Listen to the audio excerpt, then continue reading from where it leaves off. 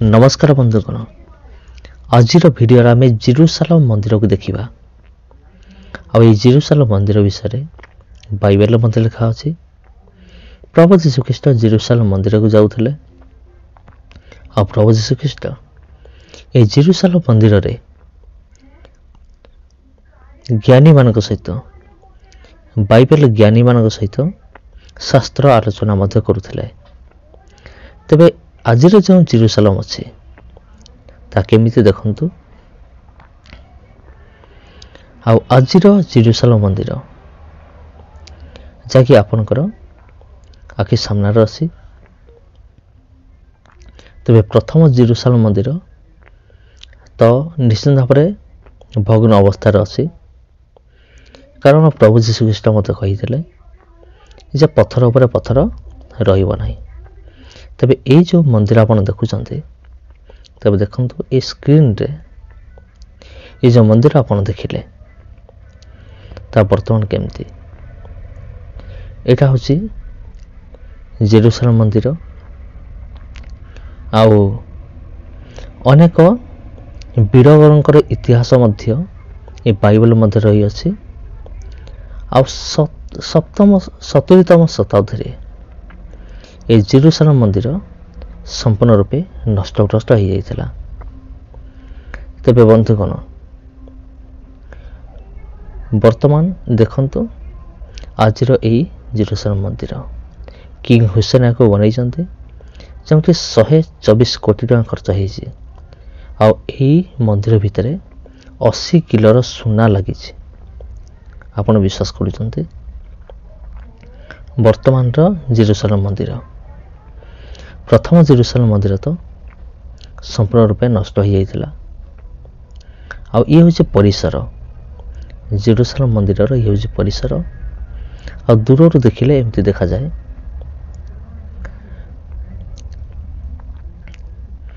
आ जहाँकि इस्राएल देशर अच्छी, इस्राएल देश सारा अन्य देशर लोक मैंने स्थान को आसती। तबे देखंतु बंधुगण, ये हूँ जेरुसालेम मंदिर। आ अल्प समय मध्य आम यही मंदिर भीतर अंश को आम लक्ष्य करवा। भीतर अंश को आम बुलिकी देखा भीतर कौन कौन विषय अच्छी। तेज हूँ गेट जेरुसालेम मंदिर, ये हूँ परिसर। आ जेरुसालेम मंदिर आखपाख अंचल यही देखा जाए। आओ जमती आपण स्क्रीन रे देखिले अनेक लोक मैंने आसती।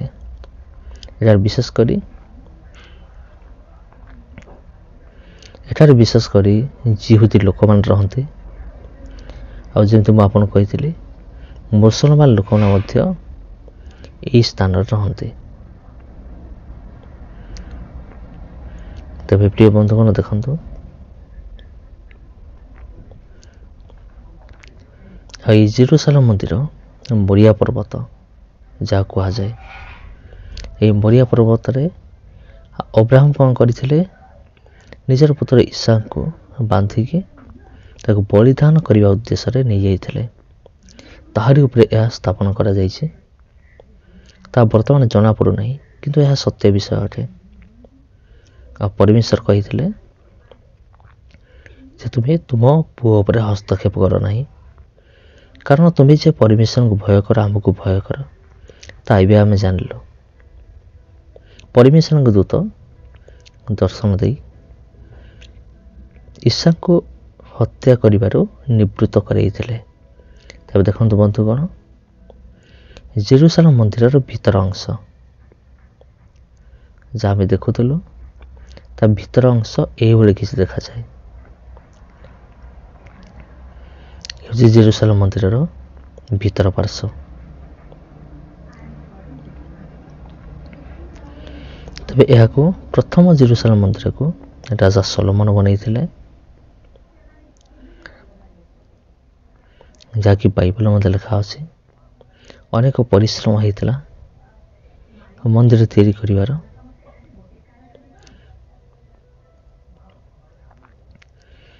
वर्तमान आप जो देखुं ता हूँ एबेकार जेरुसालेम मंदिर ଆଉ ଯାହାକୁ ଆପଣ ପାଇପାରିବେ ଇସ୍ରାଏଲ ଦେଶରେ। ଆଉ ପ୍ରଥମେ ଯେଉଁ ଜେରୁସାଲେମ ମନ୍ଦିର ତିଆରି କରାଯାଇଥିଲା ତାହା ସଲୋମନଙ୍କ ଦ୍ୱାରା, ଯିଏକି ଜଣେ ଅଭିଷିକ୍ତ ରାଜା ଥିଲେ, ଅଭିଷେକ କରାହେଇଥିଲା ତାଙ୍କୁ। ଆଉ ସେହି ସମୟରେ ରାଜା ସଲୋମନ ଆଉ ଅତି ଆଶ୍ଚର୍ଯ୍ୟଜନକ ବିଷୟ ସବୁ ତିଆରି କରିଥିଲେ ମନ୍ଦିର ନିମନ୍ତେ। ଏମିତି ସୁନାର କିରୂପଗଣ, ଆଉ ସୁନାର ଦ୍ୱାର, ସୁନାର ଫୁଲ, ଆଉ କବାଟ ଉପରେ ସୁନା ମଡ଼େଇଥିଲେ, ଆଉ ଅନେକ ବିଷୟ ସ୍ୱର୍ଣ୍ଣରେ ତିଆରି ହେଇଥିଲା। ଆଉ ବର୍ତ୍ତମାନର ଜେରୁସାଲେମ ମନ୍ଦିରରେ ମଧ୍ୟ ଅନେକ ସୁନା ଲାଗିଅଛି, ଯାହାକି ପୂର୍ବରୁ ମୁଁ ଆପଣଙ୍କୁ ଅଲରେଡ଼ି କହିସାରିଛି। ତେବେ ବନ୍ଧୁଗଣ, ତା ଭିତର ଅଂଶ ଦେଖନ୍ତୁ। ଜେରୁସାଲେମ ମନ୍ଦିରର ତେବେ ଇଏ ହେଉଛି ପରିସର। ଆଉ ଏଇ ଜେରୁସାଲେମ ମନ୍ଦିର ବନେଇବା ପାଇଁ 46 ବର୍ଷ ସମୟ ଲାଗିଥିଲା ସେହି ସମୟରେ। କାରଣ ଯେତେବେଳେ ପ୍ରଭୁ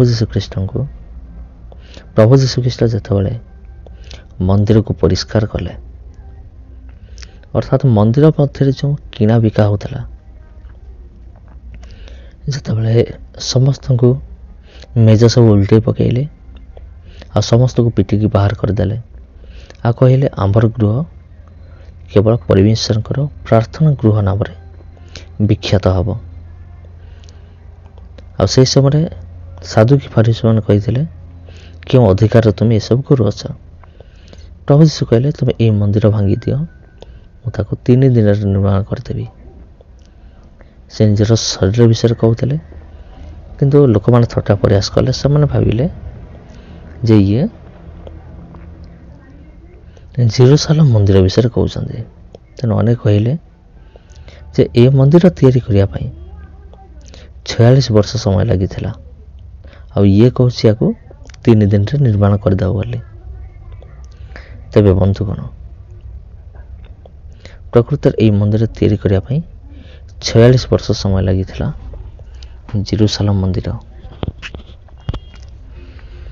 ଆଉ ତୃତୀୟ ମନ୍ଦିର ତିଆରି କରିବା ନିମନ୍ତେ ମଧ୍ୟ ଯୋଜନା ଚାଲୁଅଛି। ଆଉ ପ୍ରଭୁ ଯୀଶୁଖ୍ରୀଷ୍ଟ ପିଟିକି ସମସ୍ତଙ୍କୁ ଘଉଡ଼ି ଦେଇଥିଲେ। ଆଉ 70 ଶତାବ୍ଦୀରେ ଟାଇଟସ୍ ନାମରେ ଜଣେ ରୋମାନ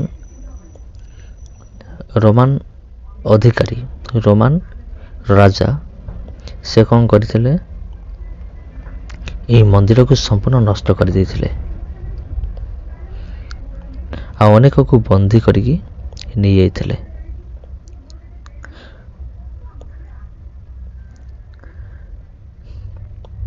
ତାପରେ 70 ବର୍ଷ ପରେ ସେମାନେ ଯେତେବେଳେ ପରମେଶ୍ୱର ନିକଟରେ ପ୍ରାର୍ଥନା କଲେ, ପରମେଶ୍ୱର ସେମାନଙ୍କର ପ୍ରାର୍ଥନା ଶୁଣିଥିଲେ।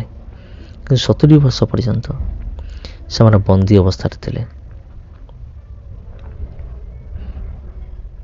ତେବେ ଆଜିର ଜେରୁସାଲେମର ପରିସର ଏହିପରି ଦେଖାଯାଏ।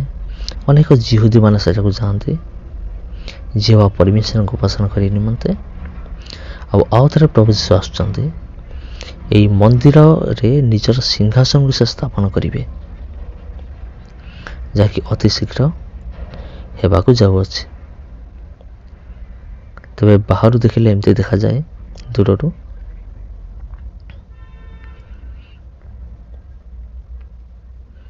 ତେବେ ପ୍ରିୟ ବନ୍ଧୁଗଣ, এই ଦେଖନ୍ତୁ ଆଜି ୟାର ଅବସ୍ଥା ଏମିତି। ଆଉ ଯଦି ଆପଣ କେବେ ଏଇଟାକୁ ଯାଇଛନ୍ତି, ଟେମ୍ପଲ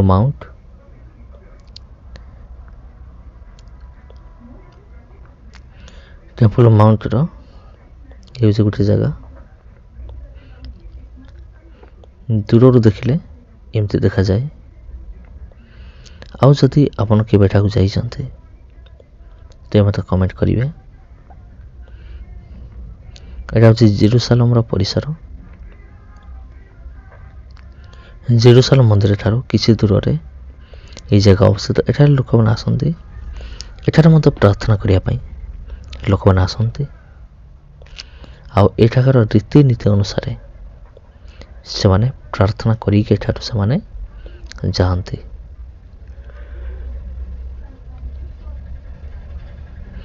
ତେବେ ପ୍ରିୟ ବନ୍ଧୁଗଣ, এই ଜାଗା ଆପଣଙ୍କୁ କିପରି ଲାଗିଲା ମୋତେ କମେଣ୍ଟ କରନ୍ତୁ। এই ଭିଡ଼ିଓ ଆପଣଙ୍କୁ କିପରି ଲାଗୁଛି କମେଣ୍ଟ କରିବେ।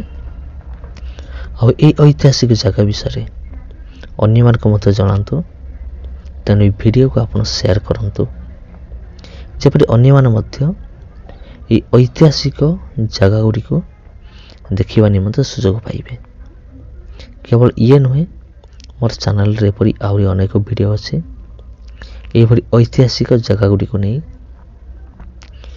ସମସ୍ତେ ଜାଣନ୍ତୁ, ଦେଖନ୍ତୁ, ସମସ୍ତଙ୍କର ବିଶ୍ୱାସ ବୃଦ୍ଧି ହେଉ, ଯାହା ମୁଁ ଚାହୁଁଛି। ତେବେ ପ୍ରିୟ ବନ୍ଧୁଗଣ, ଏ କାନ୍ଥକୁ ଟିକେ ଦେଖନ୍ତୁ।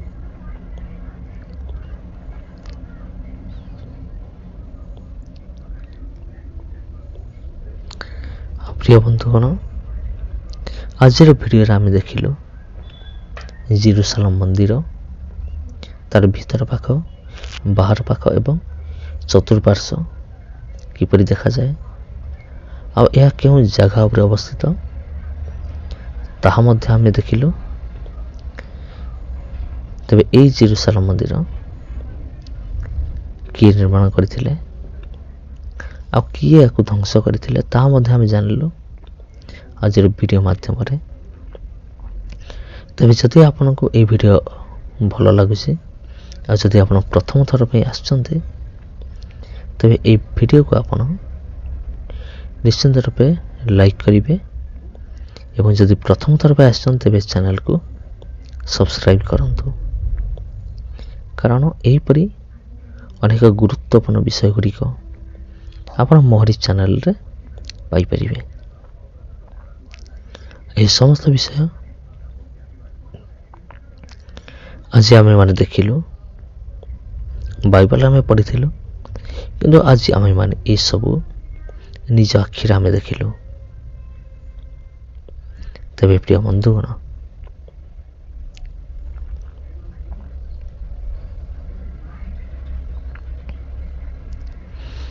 ସମସ୍ତଙ୍କୁ ଖ୍ରୀଷ୍ଟ ପ୍ରେମର ମନ ଆନ୍ତରିକ ନମସ୍କାର। ଆଉ ପୁଣି ଥରେ ଦେଖା ହେବ ଆପଣଙ୍କ ସହିତ ଆଉ ଗୋଟେ ଭିଡ଼ିଓରେ।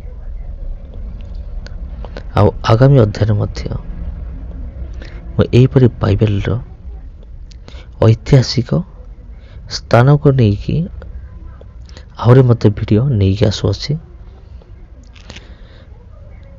ସେଥିପାଇଁ এই ଚ୍ୟାନେଲ ସହିତ କନେକ୍ଟେଡ଼ ରୁହନ୍ତୁ ଆଉ ଏହି ଭିଡ଼ିଓକୁ ଅନ୍ୟମାନଙ୍କ ସହିତ ସେୟାର ମଧ୍ୟ କରନ୍ତୁ। ତେବେ ଜେରୁସାଲେମ ମନ୍ଦିର ରାତିରେ ଏପରି ଦେଖାଯାଏ, ଆଉ ରାତିରେ ତାର ଦୃଶ୍ୟ ଏପରି ଏବଂ ଦିନରେ ତାର ଦୃଶ୍ୟ ଏହିପରି କିଛି ଦେଖାଯାଏ। ଯେମିତି ମୁଁ ଆପଣଙ୍କୁ କହିଲି, ଅନେକ ଯୁବତୀମାନେ ପ୍ରାର୍ଥନା କରନ୍ତି ସେମାନଙ୍କ ରୀତି ଅନୁସାରେ। ତେବେ ବନ୍ଧୁଗଣ, ଆଜି ମୁଁ ଏଇଠାରେ ବିଦାୟ ନେଉଛି। ପୁଣି ଦେଖା ହେବ ଆପଣଙ୍କ ସହିତ ଆଉ ଗୋଟେ ଭିଡ଼ିଓରେ, ଆଉ ଗୋଟେ ଅଧ୍ୟାୟରେ। ନମସ୍କାର।